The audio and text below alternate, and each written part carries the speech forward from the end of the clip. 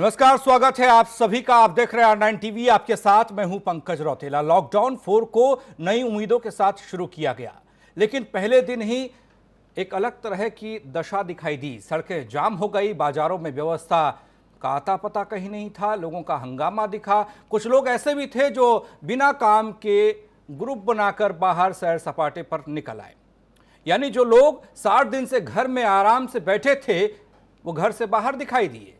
अब ऐसी कौन सी आफत आ गई कि एक दिन में कहर टूट पड़ा? आओ आज इसी मुद्दे पर बात करें कि ये भीड़ भाड़ क्या कहती है। चर्चा को आगे बढ़ाएंगे R9 टीवी के editor in chief Amitabh Agnihotri ji. स्वागत है सर आपका। लेकिन छूट का मतलब क्या होता है, एक रिपोर्ट के जरिए हम आपको दिखा रहे हैं।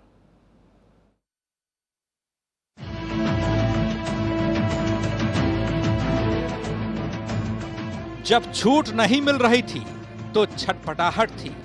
अब जब छूट मिली तो सारे नियम कायदों को कहीं पीछे ही छोड़ गए।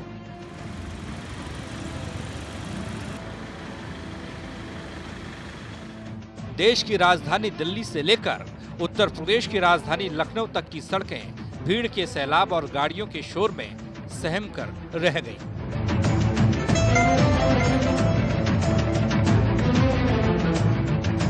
कुछ शौकिया सड़क पर चले आए तो कुछ हाफ पैंट पहनकर शहर की परिधि नापने चले आए। मटर गश्ती का मजमा लगाने वालों के लिए पुलिस को भी बड़ी मशक्कत करनी पड़ी। आज ट्रैफिक काफी बढ़ गया है, उसका कारण है lockdown 4।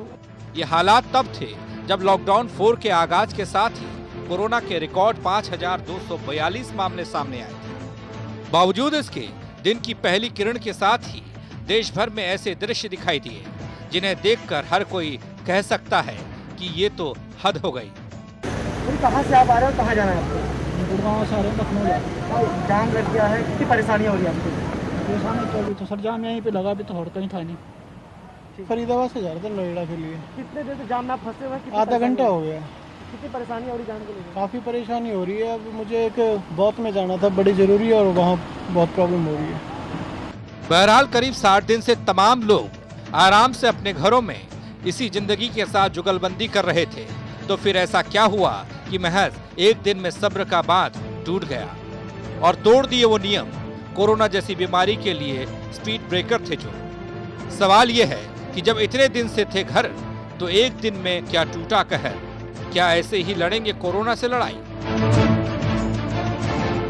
Bureau report, R9 TV, Uttar Pradesh, Uttarakhand. क्या कोरोना से लड़ाई ऐसे ही जीती जा सकती है? सब्र का बांध आखिर क्यों टूटा? छूट का मतलब क्या होता है? इन तमाम सवालों के जवाब आज खोजे जाएंगे इस चर्चा के जरिए। हमारे साथ मेहमान जुड़ चुके हैं, एक मजबूत पैनल हमारे साथ है, उनका परिचय आपसे कराऊं। डॉक्टर चंद्रमोहन, प्रवक्ता बीजेपी, हमारे साथ जुड़े हुए हैं। संजय गुप्ता जी, प्रदेश अध्यक्ष, उत्तर प्रदेश व्यापार मंडल, हमारे साथ हैं। डॉक्टर उमाशंकर पांडे जी, प्रवक्ता, कांग्रेस, हमारे साथ हैं। मंजुला मिश्रा जी, अध्यक्ष, लघु उद्योग भारती, हमारे साथ हैं। ऋचा सूद, सामाजिक कार्यकर्ता, हमारे साथ हैं। R9 टीवी के editor in chief Amitabh Agnihotri ji हमारे साथ हैं। आप सभी मेहमानों का स्वागत है। चर्चा की शुरुआत अमिताभ जी आप करें। एक तरफ कोरोना के आंकड़े बढ़ रहे हैं, दूसरी तरफ बढ़ रहा है भीड़ का भंवर जी, क्या कहता है? देखिए, दो तस्वीरें देश के सामने थी। एक तो पहले से थी, लगभग 15 दिन पहले से, जो मजदूर तबका है, कामगार तबका है, वो अपने अपने घर जाने के लिए बेसब्र है, परेशान है। उसकी परेशानी के चलते जमा हुई भीड़ समझ में आती है। यत्र तत्र सर्वत्र। आज एक गाजियाबाद में चित्र देखा, वो चित्र भी बड़ा दुखदाई था, लेकिन बेबसी है, क्या करे आदमी। उस चित्र का कुछ जस्टिफिकेशन हो भी सकता है कि जेब खाली, पेट खाली, पोटरी खाली, करे तो करे क्या, यहां मरे वहां मरे, क्या करे। फिर कहां सोशल डिस्टेंसिंग ध्यान रहे गरीब को, वहां समझ में आती है। लेकिन आज मैंने देखा लॉकडाउन 4 कल अनाउंस हुआ इवनिंग में 6-6:30 बजे के आसपास, और आज सुबह मैंने देखा दिल्ली, नोएडा, गाजियाबाद, लखनऊ, कानपुर, बनारस, इलाहाबाद, ऐसा लगा कि बांध सा टूटा हो। कार, स्कूटर, मोटरसाइकिल, जो जिसके पास वाहन था वो उसी से निकल पड़ा। मैं बहुत हैरान हुआ। मैंने कहा अभी तो कोई फैक्ट्री भी नहीं खुली, कोई दफ्तर भी नहीं खुला, अभी तो केंद्र की एडवाइजरी आई है, राज्यों के नोटिफिकेशन तो आए नहीं, और कोई दफ्तर या कोई संस्थान, व्यापारिक संस्थान तब तक राज्य में नहीं खुल सकता जब तक राज्य नोटिफिकेशन ना करे। केंद्रीय गृह मंत्रालय के आदेश से तो राज्यों में दुकान खुलती और बंद नहीं होती। जी। फिर ये भीड़ किस लिए उमड़ पड़ी? ये खतरनाक ज्यादा है। एक खतरे से हम जूझ रहे हैं, लेकिन उस खतरे के पीछे करुणा है, पीड़ा है, संत्रास है, व्यवस्थाओं की असफलता की कहानी है, सियासत है, मजदूर का प्रसंग जो है। लेकिन ये जो सो कॉल्ड सभ्य नागरिक हैं, आज मैंने देखा दिल्ली से नोएडा को जोड़ने वाला जो डीएनडी का फ्लाईओवर है वो घंटों जाम रहा। मैंने कहा भाई क्या हो गया? कोई मेला है, ठेला है, रेला है, कोई राजनीतिक जुलूस है, जलसा है, क्या है? बोले कुछ नहीं, बस लोग निकले हैं अपना टोपी ओपी लगा के, निकर वेकर पहन के, बोले देखें क्या माहौल चल रहा है। और यही परिस्थिति एनएच पर दिखाई दी, NH 24। ऐसे नहीं लड़ाई लड़ पाएंगे भाई ना। कोई सरकार नहीं लड़ सकती, कोई व्यवस्था नहीं लड़ सकती, कोई सिस्टम नहीं लड़ सकता लड़ाई। वो शीर्षासन भी कर ले सरकार तो भी नहीं जीतते फिर कोरोना से, अगर यही हाल रहा।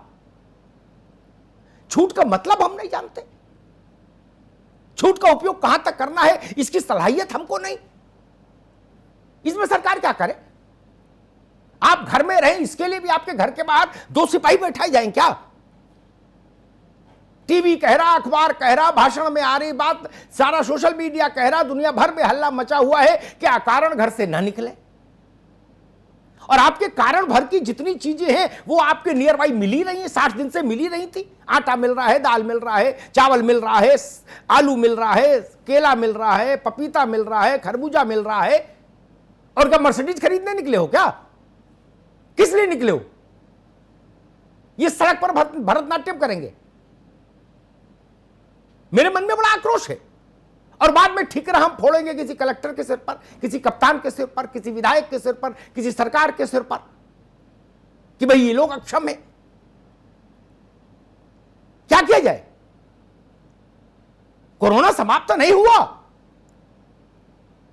5000 से ज्यादा लोग आए, 5200 समथिंग पिछले 24 घंटे में, और तभी हाल देश का। पूरा देश घूमने निकल पड़ा। मजदूर निकले तो समझ में आता, आप क्यों निकले? आज मुझे इसी की पीड़ा है, मैंने कहा इसी पर चर्चा कर दूं भाई।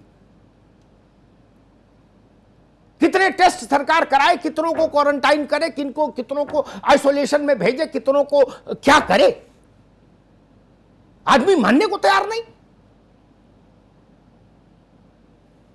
संजय गुप्ता हमारे साथ हैं, कारोबारियों का मामला देखते हैं, उत्तर प्रदेश व्यापार मंडल के अध्यक्ष हैं। संजय गुप्ता, आज तो सुबह कोई कारोबार खुला नहीं, फिर भी हमने देखा उत्तर प्रदेश के हर महानगर में सड़कों पर रेला आ गया। कुछ समझ में आया ये लोग क्या देखने निकले थे, क्या करने निकले थे? मतलब देखिए, ये वास्तव में बहुत चिंता की बात है कि लोग इस लॉकडाउन को बहुत गंभीरता से नहीं ले रहे हैं, और लॉकडाउन 4 को लोग ये समझ रहे हैं कि अब ये बहुत ज़्यादा फ्री होने का समय आ गया है। आपने आज वास्तव में बहुत अच्छा विषय रखा है, क्योंकि ये हम सबसे जुड़ा हुआ विषय है। व्यापार अभी केवल उतने ही खुल रहे हैं जो आवश्यक वस्तुओं के, और साथ में मैक्सिमम चीज़ों की होम डिलीवरी हो रही है। तो ऐसे में लोगों को बाहर निकलने की बहुत ज़्यादा आवश्यकता नहीं है। साथ ही साथ दवाएं भी जो है वो घर तक का दुकानदार पहुंचाने का काम कर रहे हैं। जो मोहल्ले के दुकानदार हैं वो भी घर तक का सामान पहुंचा रहे हैं। आप कल उनको व्हाट्सएप पे मैसेज दे दें तो आपके पास सामान पहुंच जाएगा।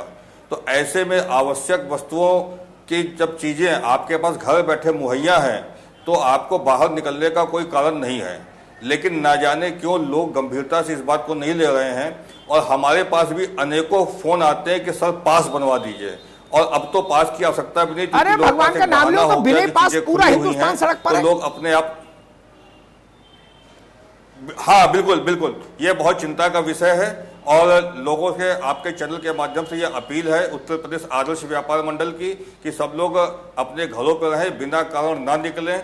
लॉकडाउन 4 को भी उतनी गंभीरता से लें जितने लॉकडाउन 1 को लिया गया था, अन्यथा ये स्थिति अगर भयावह हो गई तो किसी भी सरकार के बस का नहीं है, कोई भी सरकार को नियंत्रण में नहीं कर पाएगी। अभी फिर भी सवेला है जी।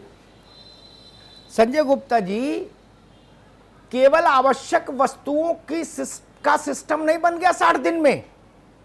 सारी मुसीबतें पहले 10 दिन होती हैं, फिर एक सिस्टम बन जाता है, प्रकृति का नियम है, हम लोगों के जीवन में भी बन गया। अब लॉकडाउन हमको चुभता नहीं, हमारी जीवन शैली वैसी हो गई कि सुबह 6 बजे उठना है, पेड़ों में पानी देना है, अपना अपना काम बांट लिया घर में कि भाई इसको ये करना है, इसको ये करना है, बात खत्म। फिर दफ्तर भी आ रहे हैं, कहीं कोई समस्या नहीं। हमको पता है खरबूजा कहां से आएगा, आलू कहां से आएगा, धनिया पाउडर कहां से आएगा, ब्रेड कहां से आएगी। यही नहीं रहा देश का तो, लेकिन बाकी तो ये तक हो गया, गैर आवश्यक चीजें उनकी सप्लाई की भी चेन बन गई थी इस लॉकडाउन में, वो भी चुपचाप मिल रही थी नंबर 2 में। फोन करो डिलीवरी मिल रही थी ना, फिर क्यों निकले? जिन चीजों पर प्रतिबंध था वो भी मिल रही थी और सब खा ही रहे थे जी, खा रहे थे और थूक रहे थे। नहीं, बिल्कुल। कानपुर में कितने लोगों ने छोड़ दिया था बताओ लॉकडाउन में? नहीं तो सब चीजें बिक रही थी सब और बिक रही। हमको मालूम है जन्नत की हकीकत क्या है, फिर काहे को निकले, यही तो रोना है भैया। जी जी चंद्रमोहन जी, नहीं बिल्कुल सही बात है। कोई सरकार हो, कोई व्यवस्था हो, अब तो सरकार ने कोई दवाई भी खुलेआम बेच, कोई गृह सचिव हो, कोई उनका आदेश हो, कोई डिजास्टर मैनेजमेंट की कमेटी हो, क्या करेगी अमेठी कमेटी बताइए? जब 10-20 लाख आदमी सड़क पर सिर्फ इसलिए निकल आएगा कि यार बहुत दिन हो गए, देखे माहौल क्या है, बताइए। देखिए बिल्कुल अमिताभ जी, बिल्कुल सही विषय पर आज हम लोग चर्चा करने बैठे हैं और स्वाभाविक रूप से ये जो वैश्विक महामारी है जी, और हम लोग जो किताबों में जिनके लिए शब्द पढ़ते थे कि विपदा महामारी, आज उसको अपनी आंखों से प्रत्यक्ष रूप से देख रहे हैं। अब विपदा है, महामारी है, अब इस विपदा और महामारी से हम लोग सामूहिकता के बलबूते पर ही लड़ सकते हैं और सब लोग मिलकर ही लड़ सकते हैं। इतनी सारे मीडिया के माध्यम से इतनी इस विषय पर चर्चा हो रही है लगातार, उसके बाद में भी जब ऐसे चित्र आते हैं तो कहीं ना कहीं मन को विचलन पैदा होता है, मन को दुख पैदा होता है कि आखिर हम हैं कैसे और हम क्या चाहते हैं। लगातार आपने देखा कि पहले दिन से सरकारों के द्वारा, चाहे केंद्र सरकार हो या प्रदेश सरकार हो, लगातार उसमें जितने सुझाव आते गए उन सुझावों को मानते चले गए, उनमें व्यवस्थाएं बनाते गए, कैसे हर नागरिक को हम सुविधा देते हैं। हम उत्तर प्रदेश के संदर्भ में भी अगर बात करें तो उत्तर प्रदेश में जो चित्र हमने इस दौरान देखे, इतने रोचक चित्र थे कि भाई किसी को मदद की आवश्यकता पड़ रही है, कोई अकेला है, निराश्रित है, तो निराश्रित के साथ में समाज भी खड़ा हुआ, प्रशासन भी खड़ा हुआ, पुलिस भी खड़ी हुई और शासन ने तो अपनी जिम्मेदारी का निर्वहन किया ही, बहुत अच्छे ढंग से किया। मीडिया ने पूरे इस अभियान के अंतर्गत मीडिया एक लगातार सकारात्मक भाव रखते हुए उन विषयों को जनता के बीच में ले जाने का काम करे। लेकिन जैसे आज ये जो जहां चित्र आए वो जरूर मन को विचलित करने वाले हैं और हम तो यही आग्रह करेंगे कि व्यवस्था बनाने में एक बड़ी लड़ाई है और सबको मिलके ही इसको लड़ना होगा और अपनी व्यापक सोच का परिचय देना होगा, क्योंकि ये ऐसी जो समस्या है, ऐसी विपदा है, ये पहले कभी भविष्य में नहीं आई है कि भाई जिसका हमको पता ही ना चल पाए और हम उसके संक्रमण के शिकार हो जाए, क्योंकि ये संक्रमण की बीमारी है। इस संक्रमण की बीमारी में देखो ना आप कितने, अब जब ये खबर मिलती है कि दिल्ली में इतने पुलिसकर्मी इसके शिकार हो गए, मुंबई में इतने पुलिसकर्मी शिकार हो गए, डॉक्टर शिकार हो गए, तो जहां लोग जान हथेली पर लेकर सारी चीजें कर रहे हों, सारे काम कर रहे हों, और हमने कोरोना वायरस नाम दिया कि भाई हमारे लिए लड़ने वाले जो कोरोना योद्धा हैं उनका हम अभिनंदन करते हैं, फिर जहां लोग अपने जान की आहुति तक दे रहे हों अमिताभ जी, वहां पर ऐसे चित्र आना बहुत दुर्भाग्यजनक है। हम यही करेंगे, यही आग्रह करेंगे R9 के माध्यम से कि इसमें सभी लोग भागीदार हों, सहयोग करें, तभी इस लड़ाई को हम बहुत अच्छे ढंग से लड़ सकते हैं। बहुत बढ़िया बात कही उमाशंकर पांडे साहब। ये मसला ऐसा नहीं कि चलो किसी पार्टी के पलीता लगाने के लिए निकल पड़ो, किसी सरकार के पलीता लगाने के लिए निकल पड़ो। ये सरकार और पार्टी से 7 हाथ ऊपर का मामला है।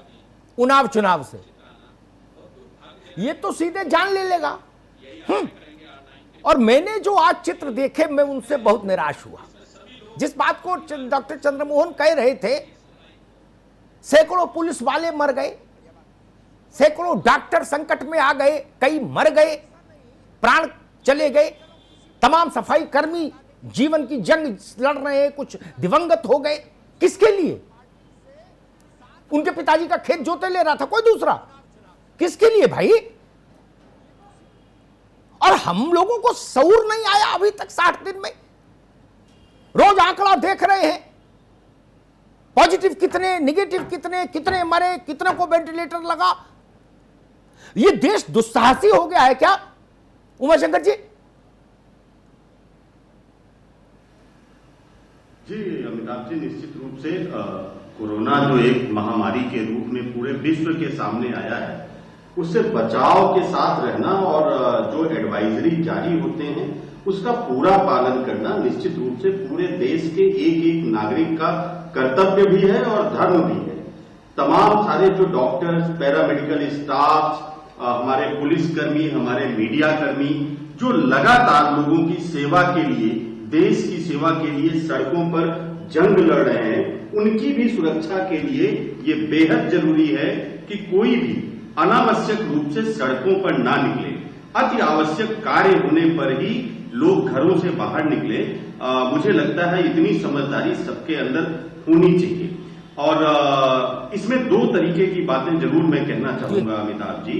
नंबर 1 कि जो अनावश्यक लोग निकल रहे हैं, निश्चित रूप से उन पर कड़ाई होनी चाहिए और एक संदेश स्पष्ट रूप से होना चाहिए बगैर किसी कंफ्यूजन के कि किनको निकलना है और किनको नहीं निकलना है। जिस तरीके से 2-3 तरीके की गाइडलाइंस दिखाई देती हैं, उससे भी कंफ्यूजन फैलता है। तो सरकार को भी स्पष्ट निर्देश, एक बात बताऊं आपको, एक बताओ, ये निर्देश केंद्र से लेके और चुंगी तक बिल्कुल साफ है। आवश्यक सेवाओं का दायरा वेल डिफाइंड है, राइट फ्रॉम कैन। एक सुन लो मेरी बात, फिर अपनी बात कहना विस्तार से, कोई आपत्ति थोड़ी ना, ठीक है ना। आवश्यक सेवाएं डिफाइंड है, किन किन लोगों को छूट अनुमन्य है वो डिफाइंड है। वैसे ही डिफाइंड है जैसे राष्ट्रीय राजमार्ग के टोल प्लाजा पर लिखा हुआ है कि ये लोग टोल से मुक्त हैं, ठीक है ना। भारत के राष्ट्रपति से लेके और स्थानीय विधायक तक लिखा है ना। वैसे ही सब कुछ तय है कौन लोग आवश्यक सेवा में निकल सकते हैं। लेकिन उनका क्या करें जो हाफ पैंट पहन के, टी शर्ट पहन के, उल्टा कैप लगा के निकल पड़े हैं, उनका क्या करेंगे? या तो उनको लठ मारे तो फिर बवाल, राजनीतिक मुद्दा।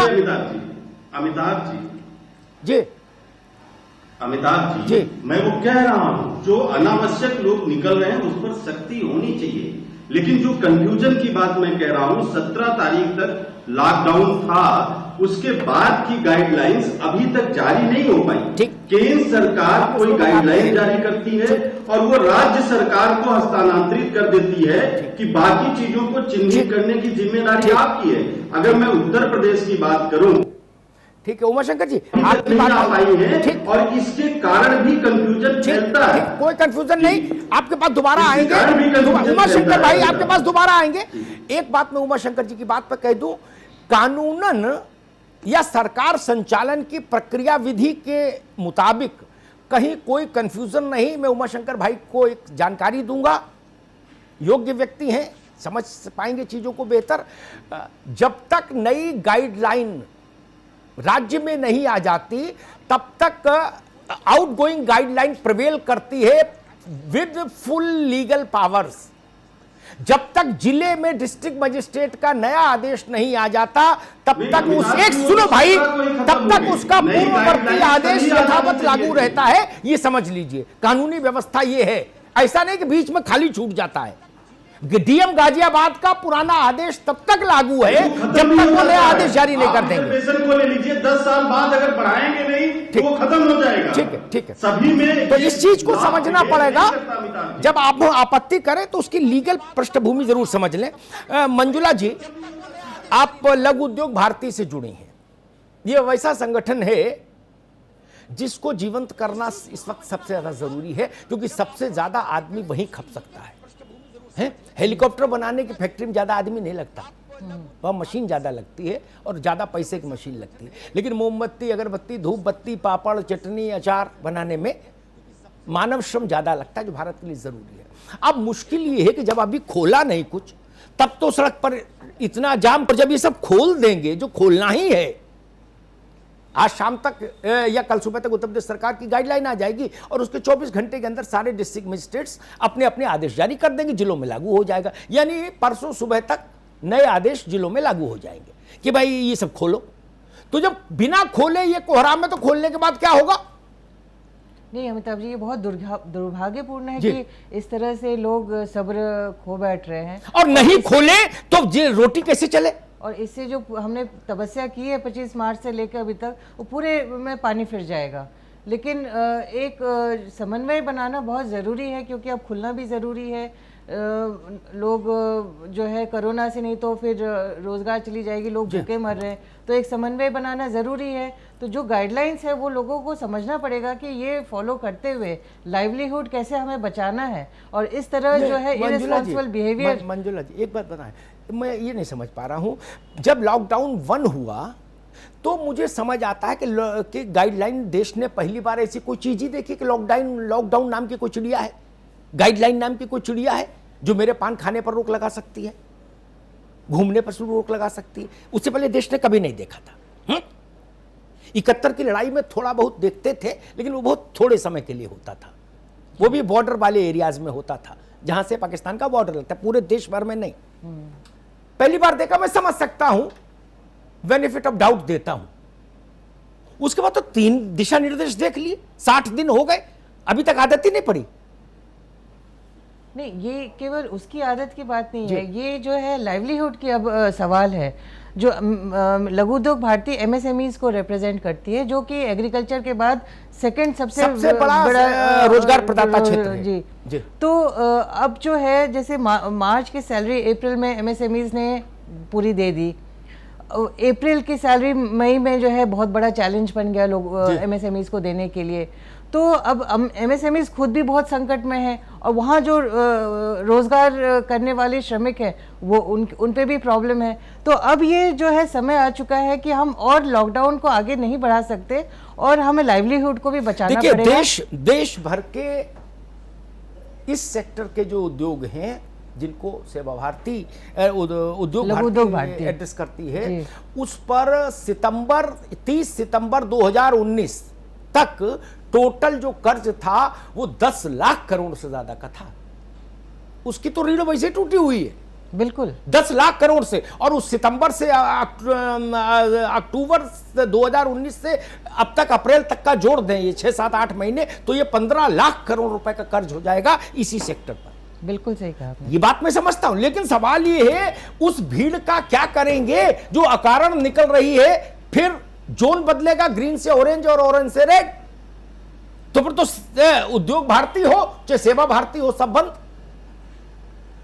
जहाँ तक लघु उद्योगों का सवाल है, एक जो गाइडलाइंस है, मैं ये सभी एमएसएमई से रिक्वेस्ट करूंगी कि जो उनके यहाँ काम करने वाले लोग हैं, श्रमिक हैं, उनको समझाएं, गाइडलाइंस फॉलो करें, इस तरह अनावश्यक सड़कों पे ना जाएं, फैक्ट्रियों के अंदर रहें, ताकि ये जो हमारी स्प्रेड है ये कम्युनिटी स्प्रेड पे ना जाए इस तरह के इररिस्पॉन्सिबल बिहेवियर से, तो पूरा पीछे की मेहनत पे पूरा पानी फिर जाएगा। ऋचा सूद, मैं एक स्पेसिफिक उदाहरण देके आपके पास आता हूं। नोएडा में एक इलाका है जहां ऑटो इंडस्ट्री के, ये ऑटो सेक्टर के शोरूम है, कई सारे शोरूम है, स्टैंड अलोन दुकानें हैं, वो मॉल तो है नहीं। वो खुलने के लिए मौजूदा दिशा निर्देश में बिल्कुल फिट केस थे, लेकिन वो इसलिए नहीं खुल पाए क्योंकि कंटेनमेंट जोन 1 किलोमीटर का है अभी भी। तो आसपास जो गांव की बसावट है उसमें कुछ घूमते फिरते लोग ऐसे ही जो भ्रमण प्रेमी थे वो कोरोना के शिकार हो गए और वो इलाका हो गया कंटेनमेंट जोन। 5000 लोग उन सारे शोरूम्स में मिला के काम करते हैं। 2 महीने से तनख्वाह नहीं मिली उनकी। वो कह रहे भाई साहब अब तो ये ठीक हो, पॉजिटिव से निगेटिव में कन्वर्ट हो तो हम लोग कलेक्टर के पास जाएं, इसको ऑरेंज में करवाएं, तब जाके ये खुले। कैसे फिर लोगों को समझ नहीं आ रहा। देखिए हमारे देश में जैसा कि आपने कहा कि ये पहली बार ऐसा सब लोगों ने देखा, पूरे देश ने देखा, सबके लिए बहुत नया था। इसका आदी होना बहुत ज़रूरी हो गया था अपनी ही जान बचाने के लिए। लेकिन अभी तक मैं ये नहीं समझ पाई कि जो लोग बिना वजह सड़कों पे घूम रहे हैं उनको वो किस मुगालते में है, किस वहम में कि हमें कोरोना नहीं हो सकता। शायद जो ये मानसिकता एक बन चुकी है लोगों में कि मुझे कोरोना नहीं होगा, मैं बहुत बलवान हूँ, बहुत शक्तिशाली हूँ और वो दादागिरी जो है वो कोरोना के आगे भी चल जाएगी, उस मुगालते से हमें बाहर निकलने की बहुत ज़रूरत है। हमारी सरकार ने हमें बहुत पर्याप्त समय दिया है कि आप इससे कैसे लड़ सकते हैं। आपको आदी होना होगा, कोरोना को एक्सेप्ट करके जीना होगा और खुद को बचाना ही कोरोना से बचाव है। इतना समय हमें दिया है, 60 दिन लगभग हमें मिल चुके हैं इसको सीखने के लिए, लेकिन फिर भी जो ना सीखे हैं वो अनाड़ी ही हैं और वो शायद मुझे लगता है कि खुद तो कोरोना के केसेस बनेंगे ही, उसके साथ साथ दूसरे लोगों की जिंदगी को भी बेहाल कर देंगे। क्या आपको ऐसा लगता है कि अभी भी भारत में एक ऐसा बड़ा वर्ग है जनता का, मैं इसमें सिर्फ मजदूरों को, गरीबों को रियायत देता हूं क्योंकि उनके पास वजह है सड़क पर होने की, वजह है। बाकी लोग जो भारत की जनता है, शेष जनता, क्या वो लोग अभी भी ये मानकर चलते कि कोरोना से लड़ने की जिम्मेदारी सरकार की है? ये देखिए तो मेरे ख्याल से इससे मूर्खतापूर्ण कोई तर्क नहीं हो सकता। सरकार की कोई जिम्मेदारी नहीं। मेरी बात को थोड़ा बृहत्तर सेंस में समझिए, लार्जर कॉन्टेक्स्ट में सरकार केवल सहायक की भूमिका भर कर सकती है। देखिए अमेरिका की सरकार भी इतना ही कर पाई कि भाई बीमार हो जाओ तो अस्पताल में ले जाके भर्ती करा दे। सरकार हथेली नहीं लगा सकती। अमेरिका की नहीं लगा पाई, इटली की नहीं लगा पाई। क्या हम लोग ये सोचते हैं कि भाई ये जिम्मेदारी योगी आदित्यनाथ की, वो जिम्मेदारी ममता बनर्जी की, वो जिम्मेदारी केजरीवाल की, और बोले हमारी जिम्मेदारी घूमना? नहीं, मैं तो पहले ही कह चुकी हूँ कि सरकार ने पर्याप्त कदम उठाए हैं, पर्याप्त हमें मौका दिया है, पर्याप्त हमें समय दिया है सीखने का कि हम खुद को सुधार लें, सुधर जाएं। और लेकिन जो मुगालते में लोग हैं उनका हम क्या कर सकते हैं? जो अपने आप को अति शक्तिशाली, अति बलवान जो समझने वाले, यहाँ से जो अति बलवान समझने वाले लोग हैं उनको आप कुछ नहीं कर सकते, क्योंकि यहाँ जो मानसिकता एक बन चुकी है उस मानसिकता का आप क्या करेंगे? वो मानसिकता की वजह से शायद हमारा देश फिर नुकसान में जाएगा। नहीं, मेरी तो समझ ये कहती है, और इस मामले में जितनी बार मैंने अंदाज लगाने की कोशिश की लॉकडाउन को लेकर खासतौर पर, मैं परिस्थितियों का ठीक आकलन कर पाया और बाद में वैसा ही सरकारों ने राजज्ञा जारी की। आज मैं फिर एक अनुमान लगाता हूं, देश भर में हमारे मजदूर भाइयों को सेटल होने में अभी 1 महीने का वक्त लगेगा कम से कम। वो तब जब प्रचुर मात्रा में बसेज और रेलगाड़ियां लगातार चलती रहेगी, लगातार, क्योंकि देश भर में 8 करोड़ प्रवासी मजदूर था। अभी कितना पहुंचा होगा? सब जोड़ घटाना कर लीजिए 2 करोड़, इससे ज्यादा तो नहीं, बाकी है अभी। और उस जब आखिरी मजदूर पहुंच जाएगा अपने गांव, उसके बाद देश को 15 दिन चाहिए ये देखने के लिए कि कोरोना का इस ट्रांजिशन पर क्या असर है। बिल्कुल, तब जाके एक तस्वीर आएगी। तो वो समय अभी 31 जून तक की सीमा तो लेता ही है, मानकर चलिए 31 जून तक वो स्थितियां नहीं बनेंगी, और परमात्मा की बड़ी कृपा रही तो 31 जून के बाद बन जाए तो समझिए हम लोग भाग्यशाली हैं। चंद्रमोहन जी, एक बात साफ हो गई, छूट देना जरूरी है, अर्थव्यवस्था का पहिया घुमाना है, भूख का भी सवाल है, क्योंकि भूख का लॉकडाउन नहीं होता किसी राजज्ञा से, किसी कानून से। लेकिन उसके साथ यह भी तय हो गया कि जो हमारे सामान्य नागरिक हैं, जिसको हम लोग मिडिल क्लास कहते हैं या अपर मिडिल मान लीजिए, उसका ये शौक भी नहीं जा रहा कि चलो घूम के आते हैं, राउंड लगा के आते हैं, देख के आते हैं क्या माहौल है। इन दोनों के बीच में सरकार समन्वय कैसे स्थापित करेगी? देखिए अमिताभ जी, सरकार समन्वय स्थापित कर रही है, समन्वय स्थापित करेगी जी। और उसके लिए एक तो आग्रह है, फिर उसके बाद में कड़ाई है, कड़ाई होगी और हर हालत में होगी कड़ाई। कड़ाई की भी है और भाई सील भी किए गए हैं इलाके, लॉकडाउन में भी कड़ाई की गई है, लॉकडाउन में ढील भी दी गई है और उस लॉकडाउन को कैटेगरी के हिसाब से भी किया कि भाई ग्रीन एरिया कौन सा है, ऑरेंज कौन सा है, रेड कौन सा है, तो सभी प्रकार की व्यवस्था की गई है। इतना जरूर है कि भाई अगर नियमों का पालन नहीं करेंगे तो जुर्माना भरेंगे ही भरेंगे। जैसे एक व्यवस्था उत्तर प्रदेश में है कि भाई आपको फाइन देना पड़ेगा अगर आप लॉकडाउन तोड़ेंगे। जैसे लोगों ने गाजियाबाद से शुरू हुआ, गाजियाबाद में, मुरादाबाद में, कानपुर में चिकित्सकों के साथ में अभद्रताएं की, हमले किए, तो फिर कानून बनाना पड़ा और कानून के अंतर्गत कार्रवाई हुई। फिर कोई जो पैरोकार है वो भी सामने नहीं आएगा। हाँ, नहीं आना भी नहीं चाहिए। आए तो उसको भी, उस पर भी डबल जुर्माना थोपो। बस जो पैरोकारी करने आए उस पर डबल लगाओ, बिल्कुल, जो सिफारिश करने आए। भी व्यवस्था बिल्कुल, तो इसी प्रकार से लॉकडाउन का पालन करना होगा। चाहे तो हम अपने स्वेच्छा से कर लें, अगर स्वेच्छा से नहीं करना चाहते तो फिर जो दंड की व्यवस्था है, जो व्यवस्था कानून सम्मत है, वो लागू होगी।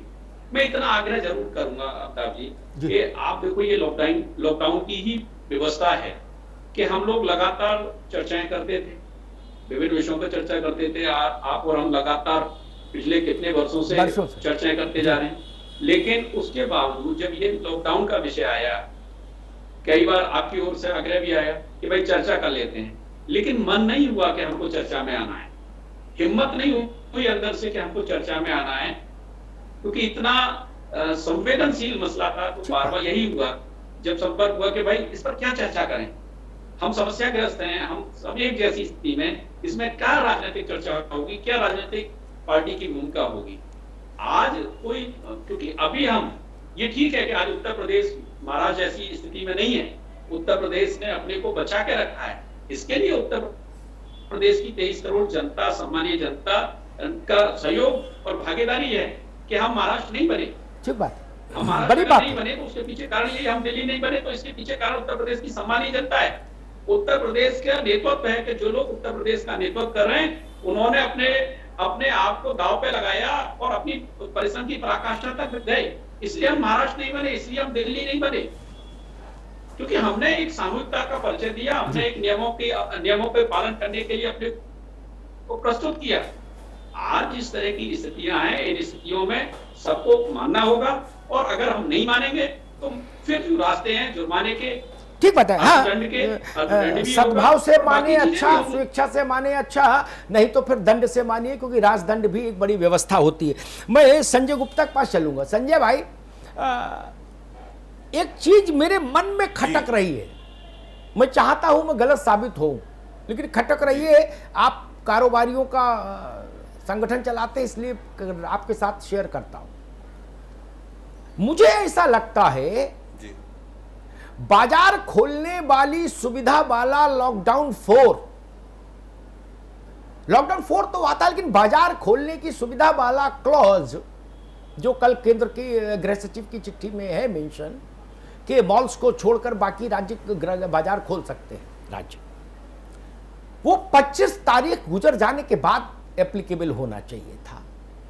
क्योंकि देश में एक बहुत बड़ा त्योहार है, उस त्योहार का भी अपना एक वो है, और अगर उस पर 10-20% आदमी भी खरीदारी के लिए निकला तो एक बड़ी विचित्र स्थिति बनेगी। थोड़ा बहुत कारोबार तो हो जाएगा, लेकिन उसकी कीमत बड़ी हो सकती। संजय गुप्ता, आप समझ रहे हैं मैं कहां बोल रहा हूं? जी जी जी जी, ये वास्तव में चिंता की बात है, और केंद्र सरकार ने, प्रधानमंत्री जी ने जो तमाम चीज़ों में छूट दी है, उसका मुख्य उद्देश्य ये है कि जान और जहान दोनों को मेंटेन रखना है, दोनों को देखना है। अब इसके बाद जिम्मेदारी हो जाती है हम नागरिकों की। हम लोगों को इस बात की चिंता करनी है कि हम दैनिक जीवन की आवश्यकताओं की पूर्ति करते हुए अपने जान की प्राथमिकता के आधार पर चिंता करते हुए चीजों को देखें। युधिष्ठिर से यक्ष ने पूछा था कि सबसे बड़ा दुनिया का आश्चर्य क्या है, तो युधिष्ठिर ने जवाब दिया था कि मृत्यु को रोज देखने के बावजूद जीने की इच्छा रखना। मुझे लगता है कि भारत के लोग ये मान के चल रहे हैं कि कोरोना दूसरों को होगा लेकिन मुझको नहीं होगा, इस सोच के साथ बाहर निकल रहे हैं। सबको इस बात की चिंता करनी चाहिए कि ये संक्रमण से होता है, किसी को भी हो सकता है, कभी भी हो सकता है, किसी भी वस्तु से हो सकता है, किसी भी व्यक्ति से हो सकता है। तो अब सरकार एक बार कह भी दे। अच्छा संजय गुप्ता, मेरे सवाल से आप भटक गए। संजय गुप्ता, एक मिनट, आप मेरे सवाल से भटक गए, मैं उसको साफ करता हूं। ईद का त्योहार है 25 तारीख को, उसका एक अपना महत्व है, एक अपनी विशेषता है जी, ठीक है ना। उस पर खरीदारी का एक इतिहास है, चलन है, परंपरा है। जिसे दिवाली पर लक्ष्मी गणेश दिया बत्ती खरीदना, खील बतासा खरीदना एक परंपरा है, वैसे ही वो भी परंपरा है, ठीक है ना। क्या आपको लगता है कि बाजारों में भीड़ बढ़ सकती है? ईद के बाद ये सुविधा होती बाजार खोलने की? बाजारों में भीड़, हाँ देखिए, ज्यादा छूट होने से बाजारों में भीड़ बढ़ेगी। और इस समय एक थोड़ी सी समस्या और भी कि हमारे वहाँ थोड़ा शिक्षा का जो दर है वो कम है, और कहीं ना कहीं हम लोग भूल जाते हैं कि ये इससे चीजें खतरा और बढ़ जाएगा।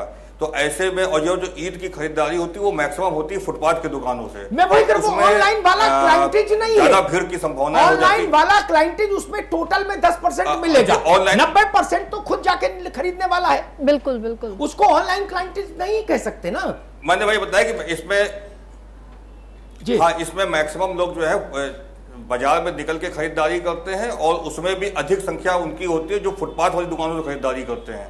ऐसे में लोगों के प्रॉपर खड़े होने की जगह नहीं होगी, सोशल डिस्टेंस भी नहीं मेंटेन हो पाएगा, साथ में वहाँ पे सैनिटाइजर और दूसरी व्यवस्था भी हो पाना आसान नहीं है। तो ये एक चिंता का विषय है। अगर सरकार इजाजत देती भी है, उसके बावजूद हम सबको इस बात की चिंता करनी होगी, दुकानदारों को भी करनी होगी और ग्राहकों को भी करनी होगी। ईद हर साल आएगी, अन्य त्योहार भी हर साल आएंगे। अगर हम लोग रहेंगे, जीवित रहेंगे, तो त्योहार अगले साल मना लेंगे, लेकिन इस साल हम लोगों को अपने स्वास्थ्य को बचाना है। मैंने तमाम बड़े मुस्लिम धर्मगुरुओं की अपीलें सुनी है, कुछ लोगों से मेरी भी बात हुई थी।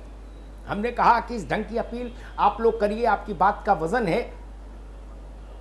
जो बात अभी संजय जी ने कही, ईद और दिवाली हर साल आएगी, बिल्कुल सही कहा। हर साल सेवई बन सकती है, हर साल दिया जल सकता है, दीपक जल सकता है, गौरी गणेश पूजे जा सकते, कोई भी त्योहार मनाया जा सकता है। लेकिन हिंदुस्तान तो रहे, हम तो रहे, बिल्कुल हम ही नहीं रहे तो क्या ईद और क्या बकरीद और क्या दिवाली और क्या होली। लेकिन फिर भी मैं फिर दोहराऊंगा, अगर उत्तर प्रदेश में बाजार खुलते हैं, केंद्र की गाइडलाइन फॉलो होती है एज इट इज, जिसकी उम्मीद है एज इट इज ही होगी, तो विशेष ध्यान रखना होगा प्रशासन को, हमारे कारोबार के भाइयों को और खरीदारों को भी। वो एक बड़ा प्रश्न आएगा। आज मेरी बात हो सकता लगे कि अरे कहां का विषय उठा दिया, लेकिन 22 तारीख को 23 तारीख को आप लोग कह रहे होंगे कि हाँ अमिताभ जी आपने ठीक बात उठाई थी और वक्त से पहले उठाई थी। अलीगढ़ में, बरेली में, मुरादाबाद में, मुजफ्फरनगर में, खतौली में, कांधला में, सहारनपुर में, मेरठ में मुश्किल हो जाएगा सिपाही के लिए संभालना। कारोबारी चाहेगा मैं बेच लूं ज्यादा से ज्यादा, खरीदार चाहेगा मैं खरीद लूं, फिर बीच में सिपाही क्या करेगा? सच्चाई ये है। बिल्कुल। मंजुला जी,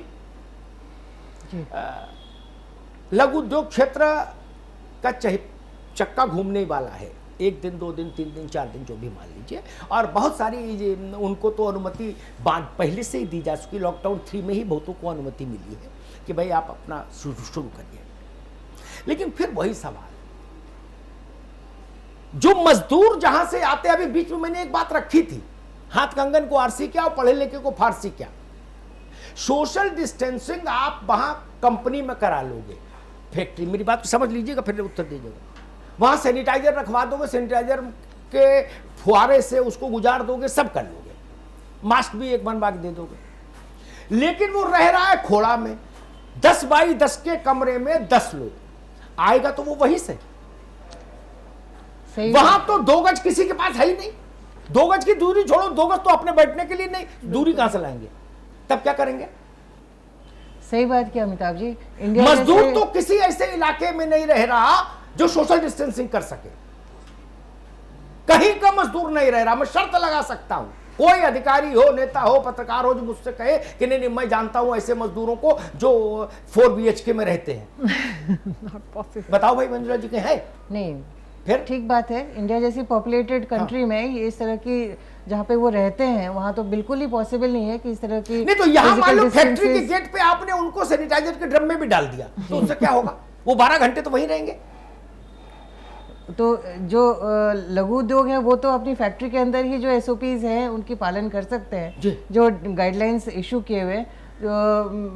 ये जो लॉकडाउन 3 में उसमें केवल एसेंशियल आइटम्स ही खुले थे, बाकी नहीं फैक्ट्रीज खुली। अब इसमें सब खुल जाएंगी। हाँ, अब ये लॉकडाउन 4 में सब खुलेंगी, तो सब तैयारी अपनी करी है कि जो प्रिकॉशंस, जो एडवाइजरी जारी हुई है MHA के द्वारा, तो वो फैक्ट्री सारी तैयारी करी है कि वो फॉलो करेंगे। मंजिला जी देखो, MHA बड़े पढ़े लिखे लोग चलाते हैं, अंग्रेजी जानने वाले। मैं बात कर रहा हूँ हिंदुस्तान की हिंदी जानने वाले गांव देहात के आदमी की। मैंने जो बात कही उसको या तो काट दो तो मैं आपकी बात मान लूं। हिंदुस्तान भर का मजदूर जहां रह रहा है वहां सोशल डिस्टेंसिंग ब्रह्मा भी नहीं करा सकते। नहीं, बिल्कुल ठीक बात है। अगर साक्षात ब्रह्मदेव आ जाएं और नपना हाथ में रखें फिर भी नाप के नहीं खड़ा कर सकते। ये तो हम भी यही बात कह रहे हैं, क्योंकि तब क्या होगा? इतने सख्त कानून जो है वो लघु उद्योगों पे ही लागू है कि यदि कोई पॉजिटिव केस मिल जाती है तो उसमें इलाज भी उद्यमी को ही कराना है। हर हफ्ते तो जो है उद्यमी तो 2 कोरोना पॉजिटिव में बिकलेगा। जो भी मशीन लगाया अगरबत्ती बनाने की जी, वो अगरबत्ती फिर घर में जलाने का काम आएगी। बिल्कुल। हाँ, फैक्ट्री तो बंदी हो जाएगी, वो घर भी नहीं ले सारे रिस्ट्रिक्शंस जो है वो उन्हीं पे डाला हुआ है। प्रैक्टिकल पक्ष है जिस पर सोचना होगा। शायद उस पर IAS अधिकारी नहीं सोच सकते, क्योंकि IAS अधिकारी कभी खोड़ा गए नहीं, कभी कुंडली गए नहीं, कभी मंडावली रहे नहीं, कभी भजनपुरा में रहे नहीं। वो जाने बरुआ सागर में कैसे आदमी रहता है, पारिशा में कैसे रहता है, तिंदवारी में कैसे रहता है, वो जाने। दिल्ली में पैदा हुए, ग्रेटर कैलाश में रहे, ऑक्सफोर्ड में पढ़ने चले गए, आए, UPSC क्लियर किया, अधिकारी हो गए। उनको पता ही मजदूर कहां से रहा है और जीवन इसका कहां। खैर, जो इंडस्ट्रियल एरिया की जो प्लानिंग है उसकी जो डिफेक्ट है ना, वो अभी उजागर होकर आ रही है। मजदूर को सोशल डिस्टेंसिंग लायक जमीन जायदाद भवन उपलब्ध नहीं कराएगा उद्योग या सरकार, तब तक सोशल डिस्टेंसिंग पालन नहीं हो सकती। मेरी बात को लिख के रख लीजिए। कितनी मीटिंग कर लो, कितनी चीटिंग कर लो, कितनी प्रेस कॉन्फ्रेंस कर लो, कितना डाटा रिलीज कर लो, इसका कोई मतलब नहीं। बिल्कुल कागज कार्य करने वाली बात है। बिल्कुल, बैठ के कागज कार्य करो, खाली टाइम है तो कोई दिक्कत भी नहीं। इंडस्ट्रियल एरियाज में ही मजदूरों का आवाज बनना चाहिए, ये इस प्रॉब्लम से निकल के आ रही है। मैंने वही कहा पांडे जी, ये एक बहुत जेन्युइन प्रॉब्लम है अपार्ट फ्रॉम पॉलिटिकल प्रतिस्पर्धा। देश भर में, केवल उत्तर प्रदेश नहीं, देश भर में जहां भी मजदूर रहता है, आप जहां वो काम करता है वहां तो सैनिटाइजर वाला पंखा लगवा दोगे कि ऊपर से पंखा में सैनिटाइजर गिरता रहे और पूरे दिन वो सैनिटाइज होता रहे, भले उसकी स्किन जल जाए। चलो हमने ये भी मान लिया, क्या खिलाओ भी सैनिटाइजर, पिलाओ भी सैनिटाइजर, सब कर लोगे, ठीक। लेकिन वो घर तो जाएगा ना, 12 घंटे काम के बाद तो जाएगा ना। 12 घंटा जब वो 10 बाई 10 के कमरे में 10 लोग रहेंगे तो वो छींकने पड़ोसी क्या जाएंगे? भैया पांडे जी, जी कहां जाएंगे? पड़ोसी क्या छींकने जाएंगे? अमिताभ जी देखिए, तो पड़ोसी क्या छींकने आएगा? बात बराबर नहीं, निश्चित जी। देखिए, निश्चित रूप से अमिताभ जी ये उनकी ये जानबूझकर उन्होंने नहीं किया। अब इसको आप देवताओं का प्रकोप कह लें, उनकी मजबूरी कह लें, उनकी गरीबी कह लें, इसका इंतजाम निश्चित रूप से सरकार को करना चाहिए था लॉकडाउन लागू करने के पहले। और अभी जो बातें ये बात अभी ठीक नहीं, वरिष्ठ पत्रकार हैं, ये बात आपकी ठीक नहीं। टाइम ये बात आपकी ठीक नहीं मित्र, थोड़ा सा टाइम मैं आपसे लेना चाहूंगा। आपकी बात ही नहीं समझ आई मुझे। थाली और ताली बजाकर कोरोना को त्योहार बनाने का प्रयास भारतीय जनता पार्टी ने किया। अभी कानून की बात हो रही थी, अगर कार्रवाई करनी है तो सबसे पहले योगी जी पर करिए। नमस्ते ट्रंप 144 लगा था, योगी जी स्वयं गए थे।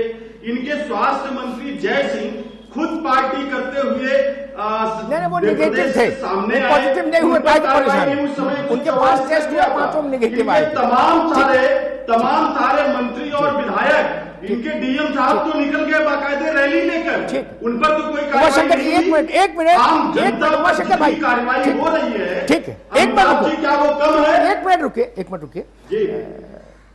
समय भी उतना ही। उमाशंकर जी ने जो बात कही ना, मैं उससे सहमत नहीं हो सकता। मेरे मित्र हैं, फिर भी मैं सहमत नहीं हो सकता। योगी आदित्यनाथ को छोड़िए, मैं तो कहता हूं उद्धव ठाकरे के लिए भी मैं ये नहीं कह सकता। भाजपा मांग करे तो भी मैं उसका भी खिलाफत करूंगा। मैं तो इसीलिए मेरा तराजू ठीक रहता है, कभी आज तक कभी दाएं बाएं नहीं झुका, कोई राजा रहा हो। उद्धव के लिए भी कोई अगर ये सवाल खड़ा करे देवेंद्र फडणवीस कि उद्धव ठाकरे को सजा दी जानी चाहिए, बोले क्यों? बोले धारावी के सारे मजदूरों को अलग क्यों नहीं बसा दिया है एक एक फ्लैट में? धारावी के मजदूरों को फ्लैट में बसाने के लिए 30 साल चाहिए, 30 साल। वो ना समझ लोग हैं जो ऐसी बातें करते हैं, ना समझ लोग हैं, उनको समझ नहीं। 30 साल चाहिए। ये अंतर है। आज आप 8 लाख के मजदूर के इलाके के खोड़ा को बसा सकते हैं कि दूसरी जगह? 144 लगा था। अरे रुको भाई, जय सिंह जी ने जब कार्यक्रम किया 144 लगा था। ठीक है, इसको सरकार को स्वीकार करना पड़ेगा। ठीक है, ताली बजाने आप प्रदर्शन करते हुए इन्हीं के भाजपा गंगा में कितना पानी बह गया, कांग्रेस जयप्रताप में अटकी है। बताइए, गंगा में कितना पानी बह गया, कांग्रेस जयप्रताप में अटकी है। अरे कहां भटक रहे हो महाराज? चलो ठीक है, इतना ही समय है। ऋचा सूद मेरा वही ठीक है। उमाशंकर भाई थैंक यू। ऋचा सूद, वही सवाल मेरा कि हम सब लोग, अरे रुको यार, औरैया जिस दिन औरैया बहस करने आए थे उस दिन बात कर ली थी। अभी रुके, हर दिन तो औरैया नहीं करूंगा। अरे भाई रुकिए उमाशंकर। ऋचा सूद, वही प्रश्न आपसे, ये एक बड़ा प्रैक्टिकल प्रॉब्लम है। मुझे पता नहीं, जो बड़ी बड़ी कमेटियां हैं गवर्नमेंट्स की अक्रॉस द नेशन, सेंटर में और राज्यों की, और बड़े बड़े जो एनजीओज और बहुत बहुत ब्रेन स्टॉर्मिंग करने वाले जो एलीट क्लास के लोग हैं, उन लोगों ने कभी इस बात को सोचा कि नहीं सोचा? मुझे लगता है शायद नहीं सोचा होगा, या सोचा भी होगा तो कहा जाने दो, उधर बवाल है, बहुत मत पढ़ो। 12 घंटे जिस परिस्थिति में, जिस जीवन शैली में मजदूर भारत का रह के आएगा, वो किसी पार्टी की सरकार का सूबा हो, उससे कोई फर्क नहीं पड़ता। सब धान 22 पसेरी, सब जगह मजदूर के रहने की जगह वैसी ही। पूरा हिंदुस्तान मेरा देखा हुआ है, एक बार नहीं 6 बार का। यहां जितने लोग बैठे हैं उन्होंने पूरा हिंदुस्तान नहीं देखा होगा, ठीक है ना? मजदूर की दशा एक ही, एक खोली में 10-12 हर जगह रह रहे, तेलंगाना में भी, महाराष्ट्र में भी, उत्तर प्रदेश में भी और तमिलनाडु में भी। ठीक, हम लाख डिस्टेंसिंग करा लें, कुछ करा लें, और वो जगह बदली नहीं जा सकती। इतने बड़े 10-15 करोड़ लोगों के लिए खुली जगह में आवास व्यवस्थित करने में तो 50 साल चाहिए किसी देश को। कैसे होगा? देखिए, कैसे होगा तो बहुत बड़ा सवाल है और बहुत समय वाला सवाल है। लेकिन हाँ, इसमें हम छोटी छोटी कोशिशें ये कर सकते हैं, जैसे कि जहाँ पर कुछ मैदान उपलब्ध हैं वहाँ पर एक टेम्परेरी आवास उनके बना दिए जाएं। जैसे कि रेलवे ने एक कदम उठाया था कि रेलवे के कुछ डब्बों को ऐसे बना दिया गया था। कुछ पुरानी रेलवे भी खड़ी होंगी, रेल गाड़ियां जो खड़ी होंगी, हम उनका भी इस्तेमाल कर सकते हैं। पुरानी बसेस को हम शौचालयों के रूप में इस्तेमाल करवाने की कोशिश कर सकते हैं। जहां पर मान लीजिए हमारे पास स्टेडियम्स बहुत सारे हैं, फिलहाल अभी स्टेडियम में भी जाने की परमिशन दे दी गई है बिना दर्शकों के, लेकिन अभी मुझे नहीं लगता कि बिना दर्शकों के या कैसे भी हमें वो परमिशन देनी चाहिए। जहाँ भी हमारे पास खुले मैदान है वहाँ पे टेम्परेरी आवास हम बना सकते हैं, जैसे कि आश्रय, रैन बसेरा और इस तरह की चीज़ें जो बनती चली आ रही है, लेकिन वो भी 10-15 करोड़ मजदूरों के लिए बनाना संभव नहीं है। जो भी ये 10 करोड़ या 15 करोड़ मजदूर हैं, इनके लिए आवास एकदम से बनाना बिल्कुल भी संभव नहीं है। लेकिन हाँ, इन्हें थोड़ा सा हम एजुकेट कर सकते हैं, एक सोशल डिस्टेंसिंग की बात कह सकते हैं, लेकिन जो प्रैक्टिकली मुझे नहीं लगता कि वो कारगर सिद्ध होगी। जो कारगर सिद्ध संभव नहीं नहीं, उसको क्यों कहना? प्रैक्टिकली वो कारगर तुम नहीं सांस मत लो, कारगर ही नहीं है। मैं बोल रही हूँ कि वो प्रैक्टिकली कारगर नहीं है। आपने पहले ही कह दिया कि सैनिटाइजेशन के फव्वारे में आप रख दीजिए, स्किन भले ही जल जाए, लेकिन ये कारगर नहीं है, इस वक्त कारगर नहीं है। अभी तो सिर्फ हमें लॉकडाउन के नियमों का जो पालन है वो ही सख्ती से करना सीखना होगा, उसके बाद ही शायद हम कुछ जीत पाएंगे। अदरवाइज अगर हम छोटे से उद्योग के लिए खोल लेते हैं तो मुझे लगता है जो टैक्स सरकार को आएगा उससे कई गुना ज्यादा जो है वो सरकार को कोरोना के इलाज के लिए खर्च करना पड़ेगा। चलिए मैं रोक रहा हूं, आपको संपादकीय टिप्पणी का वक्त हो चला है, प्लीज। मैं एक सुझाव दूंगा, मेरे मित्र चंद्रमोहन जी बैठे हैं, मैं उनसे अपेक्षा करूंगा कि ये मेरी बात वहां तक जरूर पहुंचाइए जहां से इस पर निर्णय होना है, और वहां ये बात पहुंचेगी तो उनको भी प्रसन्नता होगी जिनको निर्णय करना है उत्तर प्रदेश में कि अमिताभ जी ने अच्छा सुझाव दिया। मैं ऐसा सुझाव दे रहा हूं जिसके लिए मीटिंग करने की जरूरत नहीं, कोविड टीम 11 की ना, सटीक तावीज।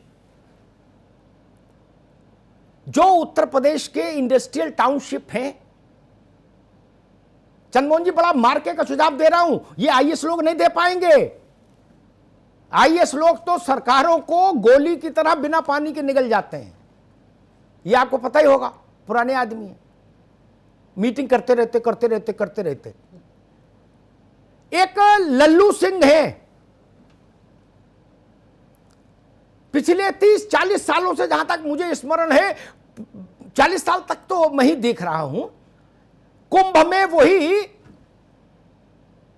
टेम्परेरी नगर बसाते हैं, पूरा अद्भुत नगर बसाते हैं। बाकी भाई क्या करते हैं लेन देन वो आप लोग अधिकारी जाने, लेकिन नगर वो अद्भुत बसाते हैं। बांसबल्ली में ऊपर नीचे कुछ खेल होता होगा, वो तो फिर संजय गुप्ता चंद्रमोहन जी मिलके जानेंगे, लेकिन अद्भुत काम करते हैं और रिजल्ट देते हैं।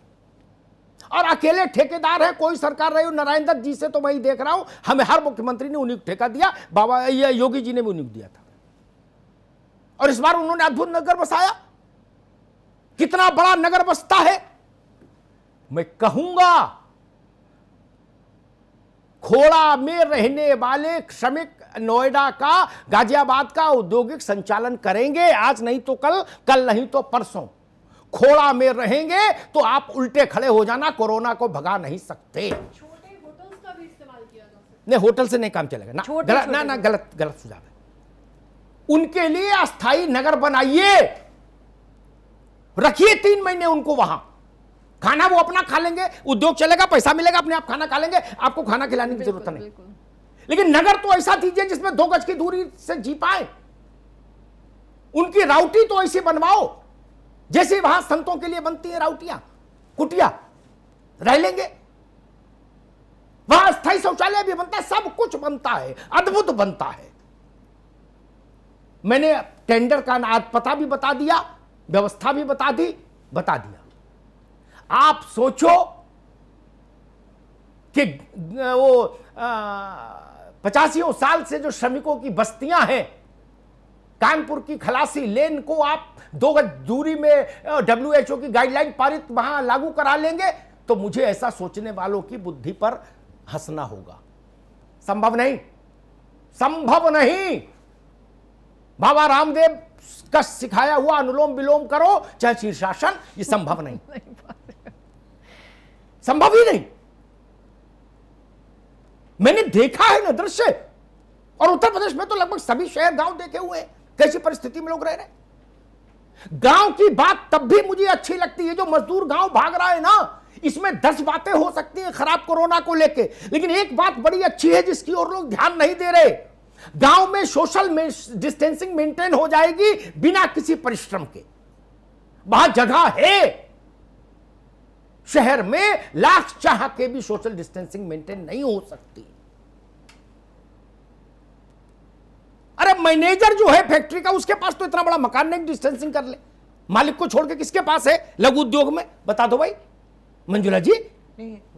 4-5 कमरों का मकान तो मालिक ही रखता है, जो धूपबत्ती बनाता है, तो वन मैन, बाकी उसके नीचे वाला तो कोई नहीं रख सकता। बिल्कुल सही। और जिस दिन रखने लगे उस दिन मालिक उसको निकाल देगा कि अच्छा इसने इतना पैसा कमा लिया, है ना।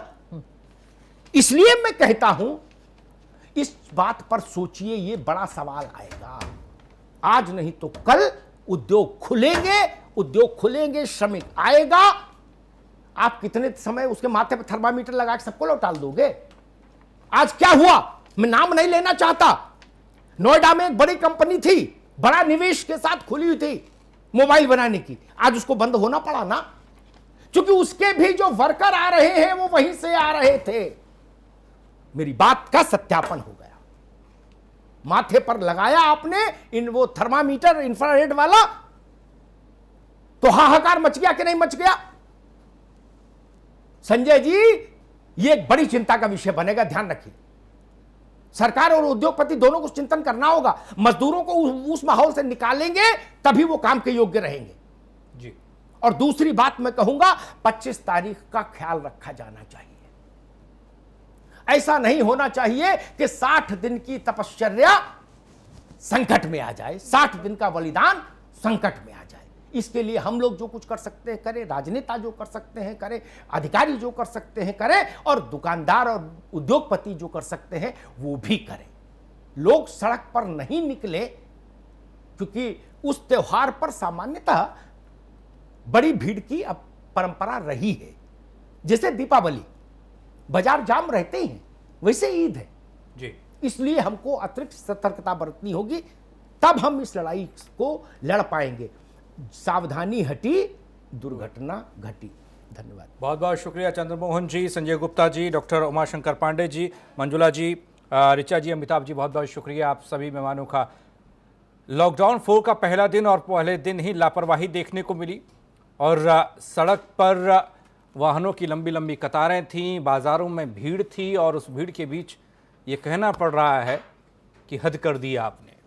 इस खास कार्यक्रम में इतना ही। बाकी खबरों के लिए बने रहिए R9 टीवी के साथ, सिर्फ खबर के लिए।